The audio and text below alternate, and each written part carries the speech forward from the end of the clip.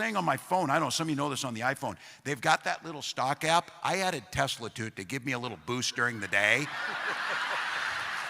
225 and dropping. So, and if you own one, we're not blaming you. You can take dental floss and pull the Tesla thing off, you know, and take out, just telling you. 1 year later. Breaking political news out of Minnesota. Governor Tim Walz, who of course was the Democratic nominee for vice president in 2024, has ended his re-election bid for governor. He is not going to run for re-election. This comes as pressure has been growing around this widening welfare fraud scandal. Now, Walz has not been accused of any wrongdoing, but it has been a growing political headache. Let's get right to CNN Chief National Affairs Correspondent Jeff Zeleny. This is a wow this morning, or at least would have been if you had said it was going to happen, 2 or 3 months ago? That's right, John. Good morning. Even perhaps 2 or 3 weeks ago, the reality is Minnesota Governor Tim Walz had been insistent on running for a third term, which would have been unprecedented in and of itself. Minnesota has not elected a governor for 3 consecutive terms, but it is that deepening federal probe as well as this widening scandal. As you said, he is not implicated in this at all. This is actually somewhat old news in Minnesota. This has been going on for years and years. The prosecution started back during the Biden administration, but over the holidays, it certainly did widen. There was a right-wing influencer who posted a viral video on social media that quite literally went viral when the vice president of the United States and the FBI director leaned in on this, and it shined a brighter spotlight on really what had been some deep concerns among Minnesota Democrats, even about the wisdom of Governor Walz seeking a third term. They believe that this would hang over the entire re-election effort and perhaps even damage the Democratic Party. I don't want to mince words here. Donald Trump and his allies in Washington and in St. Paul and online want to make our state a colder, meaner place. They want to poison our people against each other by attacking our neighbors. And ultimately, they want to take away much of what makes Minnesota the best place in the country to raise a family. They've already begun trying to withhold funds that were meant to help families afford child care. And they have no intention of stopping there. What's up, family? So this might be one of the most wildest political scandals I've seen. And I need you to really lock in and pay attention, even if you don't follow politics, because what's happening right now, and as you guys seen in the clip with Tim Walz, the governor of Minnesota, is straight up career suicide. This man basically just took a match, lit his whole political future on fire, and now he's trying to walk away like he wasn't the one holding the lighter. But I want to break it all the way down for the people in the back, because Tim Walz is dropping out of the Minnesota governor's race, and it ain't for no personal reasons, as he would like to call it, or time with family, quote unquote, like these politicians love to lie about. He's running from the smoke because he's right in the middle of a scandal so messy that even his own people, I'm talking about the Democrat elites, the DNC puppet masters, the handlers, are forcing him to step down so he don't drag the whole party down with him. And they're trying to treat him like a piece of trash, you know, take him out before he starts to stink up the whole house. But guess what? The smell is already out there. It's too late for that. So I'm going to tell y'all what happened. During COVID, the government sent out a crazy amount of money. We talking billions to help feed hungry kids while schools were shut down. Sounds like a good cause. Help kids eat. Who's going to argue with that? But in Minnesota, as you know, they gave all this money to these nonprofit organizations, like one called Feeding Our Future, that claimed they were giving out free meals to tens of thousands of kids. But here's the catch. It was just all a lie. And these groups were faking paperwork, faking the number of kids, and faking entire meal programs just to get the COVID relief money and pocket it for themselves. And it was one of the biggest fraud in U.S. history, not just Minnesota, the whole country. Now, here's where Tim Walz come in, right? Because he's the governor, which means he's the boss of the entire state. Everything that happens under his watch, that's on him. If you're the captain of the ship and the ship hits an iceberg, we ain't blaming the cook, we blaming you. But instead of doing his job and stopping the fraud, Walz just looked the other way. You either knew and let it happen, or you were so careless that you missed one of the biggest thefts of taxpayer money ever. Either way, you're not fit to lead. This man let billions, not millions, but billions get stolen right under his nose, and you think people ain't gonna call it out. So now the media, you already know they're quiet as a church mouse. CNN, MSNBC, well, formerly known as MSNBC, now they're known as MS Now. They rebranded. Washington Post, they're not trying to talk about this. They just want this to disappear. But the reason this story blowing up now is because citizen journalists, not CNN, not the government, regular people with a camera and common sense. And in this case, I'm talking specifically about Nick Shirley. Started connecting the dots, and instead of thanking these folks for exposing the truth, the media tried to attack Nick Shirley. Like, oh, these are just right-wing extremists pushing conspiracies. But no, these are people who looked around, saw something shady, and refused to shut up about it, and they were right. Right? So Tim Walz ain't stepping down because he suddenly wants to be a better man. He's stepping down because he's a liability. But now you have people complaining and whining about Tim Walz stepping down, and I want you guys to hear it for yourself. Check it out. Tim Walz just announced that he is no longer seeking a third term for the governor of Minnesota. He is dropping from the race. This comes after weeks of harassment from the GOP. Just Saturday, we saw the president tweet out that somehow Governor Walz had something to do with the death of Melissa Hortman, which is absolutely insane and disgusting. We saw the GOP here in Minnesota partner with a YouTuber, right-wing conspiracy theorist YouTuber, and spread misinformation about childcare fraud here in Minnesota, which caused several childcares to be broken into and sensitive documents stolen. People's lives are starting to be put into danger now because of the actions of the GOP. And I think it's a smart move for Governor Walz to say, this isn't worth it, right? It's not worth putting my constituents at risk. It's not worth putting myself at risk. I'm going to drop. The DFL can take it from here.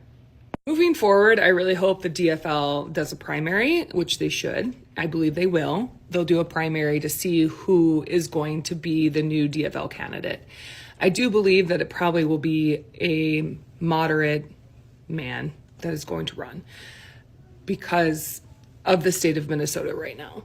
I think over the next couple of days, we're going to see a lot of GOP members talk about, well, Governor Walz is doing this because he knows he's guilty of the fraud that was committed throughout Minnesota. I don't think that we're going to see any type of like statements from the GOP that's like, wow, like he was a really good governor. Like we're going to miss him. We're going to miss working with him. No. So we've heard people say that we are now living in a post-truth or post-fact environment here in the United States. And I think that is accurate. And the accuracy of that statement was demonstrated this morning. It's about 7 a.m. West Coast time on Monday morning, reading a report from the website Mediaite. Minnesota Governor Tim Walz on Monday announced that he was officially ending his re-election bid, and he is dropping out of the governor's race for the state of Minnesota. News of Walz's decision was reported Monday morning by Axios. The report cited mounting pressure from fellow Democrats and sagging approval ratings for the two-term governor. So we're going to unpack that a little bit. But first of all, you know, man, if I was Tim Walz, I'd be just like, fuck this. I'm not doing this anymore. This sucks. This is terrible. After what he went through in the 2024 campaign, where he was the vice presidential nominee for the Democratic ticket, and the shit that he's been put through. I mean, he's dropping out of the governor's race in large part because of the scandal that has erupted around daycare centers, Somalis, and fraud, which he has been handling for the last 3 years. I voted for him, and I have voted for him in subsequent elections. And Tim Walz is a good person. Like, he's a good human being and has been a very good governor. So much of the progress that has been made in this state over the last decade has been incredible. I have been so happy to witness so many incredible elements of progress that have happened here. My kids live in a better place because of the work of the DFL and Governor Tim Walz. And what is frustrating is, on the one hand, this is a good person who will no longer be in this role. And I think it's honorable for him to step aside so as to not distract from the continued work.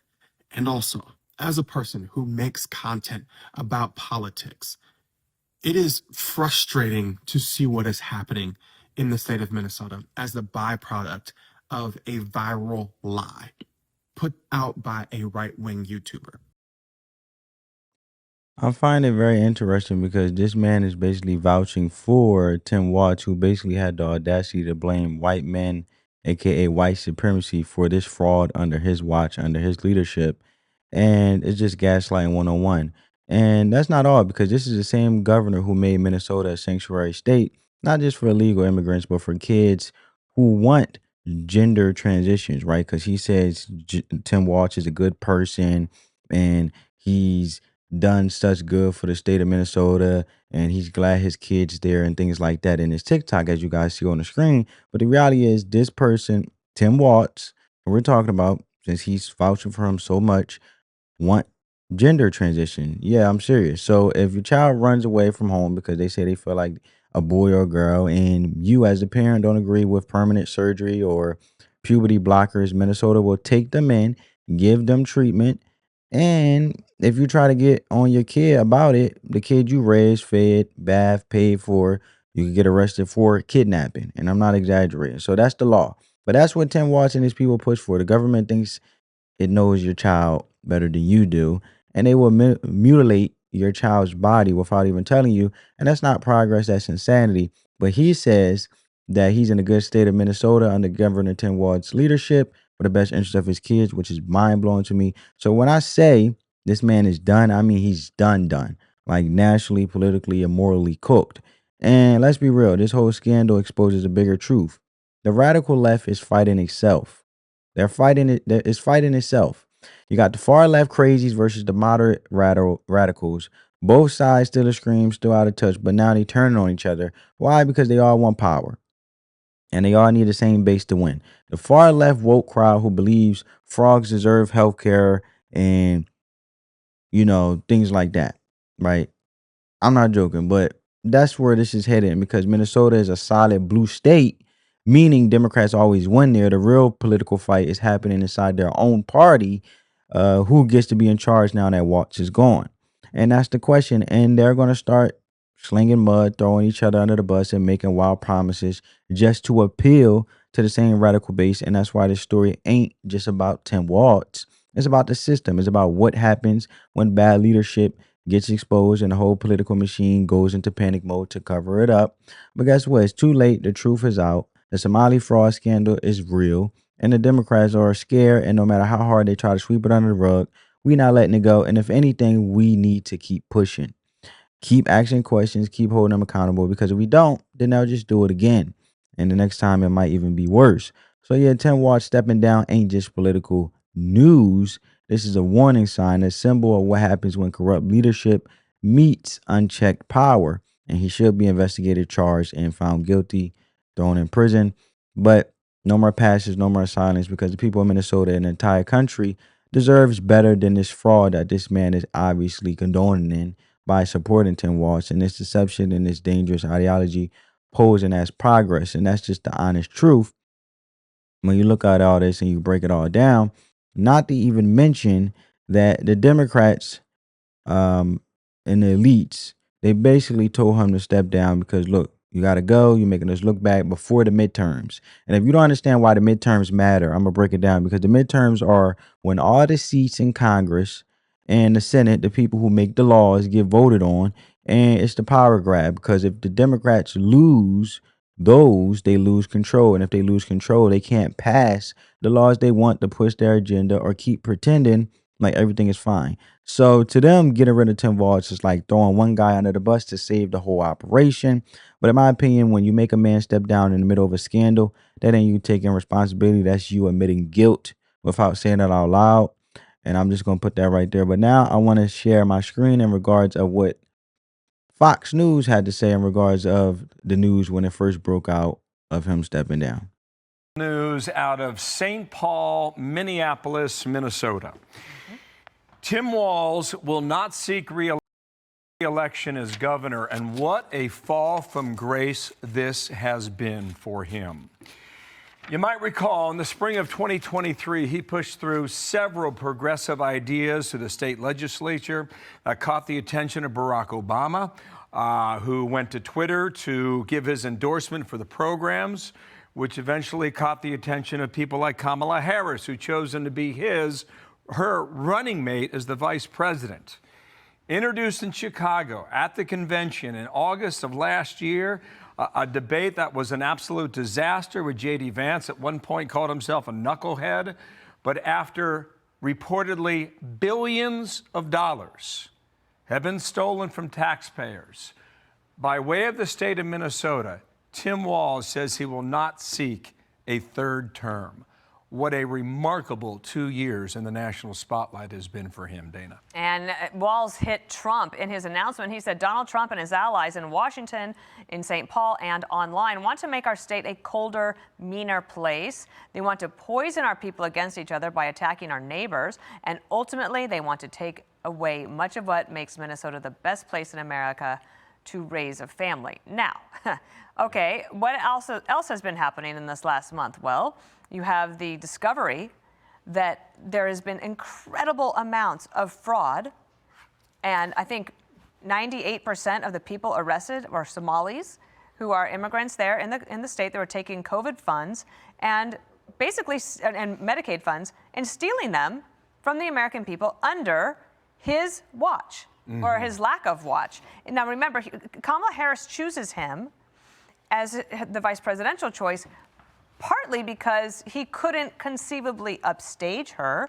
She says in her book that she didn't want to go with Josh Shapiro of Pennsylvania, who because he was Jewish. She actually says this, okay? And then she goes with Tim Walz, and he was a disaster from beginning to end. He also has a lot of confidence in himself, but I think that it was very clear to him after he had some discussions over the weekend that he would lose. He was a drag on the Democratic Party nationally, and the best thing that he could have done for the party, actually, and probably for him and his family, is to take this action today, which is to decide not to run for re-election. So the initial reporting suggests $1 billion has been stolen. Since then, that number's gone higher. It's higher. How high, we don't know where it ends. And there are suggestions that it could be similar in other states. Mary Catherine Ham joins us now with an initial reaction. MK, good morning to you. What do you think? Tim Walz? Well, I was reliably told that he was a great fraud fighter and that in fact the fraud was minimal or not happening. So I'm confused about how it suddenly became a fatal blow to his campaign. And I'm actually not confused because the fact is that the numbers were gigantic. This is perhaps unprecedented amounts of fraud. And he does have to answer for it because he was on watch the entire time. And I think it's unlikely given the scale that anyone who had power in the Democratic Party at this time, of which the Somali community that was engaged in this is a core constituency, didn't know about it or at least turn a very blind eye to it. Exactly. And I want to explain this whole thing with Kamala and Tim Walz is such a big deal. Why it's such a big deal? Because some people still don't get it. If Kamala Harris really had Tim Walz in that future vice president lane where he actually became the vice president, thank God, they weren't, elected. Let's be honest. He was clearly positioned for it. That should scare you because think about what that means. The people running the country were about to put a guy in one of the most highest jobs in America while billions of dollars were getting stolen right under our nose or under his nose in Minnesota. And that's like hiring somebody to be a head of secretary at Fort Knox when they couldn't even stop people from robbing a corner store they were managing. It shows you two things. Either Kamala and her team didn't know about the mess, which means they have horrible judgment and terrible vetting, or worse, they did know and they didn't care because he was politically useful. And both of these options are bad. If you don't know what's happening in a state you're praising and promoting, you're incompetent. And if you don't know and ignore it, you're corrupt. And there's no good version of this, right? With this whole Kamala Harris Tim Walz thing. And imagine if he really made it to the vice president, then this fraud story um exploded. That would have made the whole administration look like fools. And it would have been Watergate level embarrassment. The headlines would have been Vice President linked to record breaking fraud scandal. And America would have been run by a team that either chose not to see the red flags or deliberately chose to look past them. And that right there proves my point. The Democrat leadership doesn't reward competence, they reward loyalty to the agenda. They didn't care that his state was a mess. They cared that he said the right things, supported the right talking points, and played team politics. Meanwhile, taxpayer monies was being blown like monopoly cash and nobody stepped in. So when I say Kamala picking or associating herself or being willing to pick somebody like Tim Walz is bad, I mean it shows you exactly how reckless and disconnected these people are. They're willing to put people in charge of the entire country who can't even control their own backyard, right? I mean, look at Zaran Mudami. He's never have took no type of government official office in any way, shape, or form. Never worked in the private sector. Just interned for his mama, and now he's running the biggest city in America, such as New York City, as a mayor. Mind blowing to me, and that's another thing that should be concerning. But as always, we'll see how it plays out. Time will tell, right? So now, and with all that being said, I want to get to Tim Walz's actual speech of him stepping down. Government. I am grateful to the career professionals at the U.S. Attorney's Office and the FBI who have been helping us fight this fight for years. But I cannot abide the actions of the political leadership in Washington. These opportunists are willing to hurt our people to score cheap points.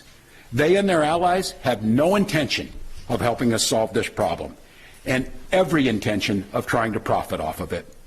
Which brings me to this. 2026 is an election year.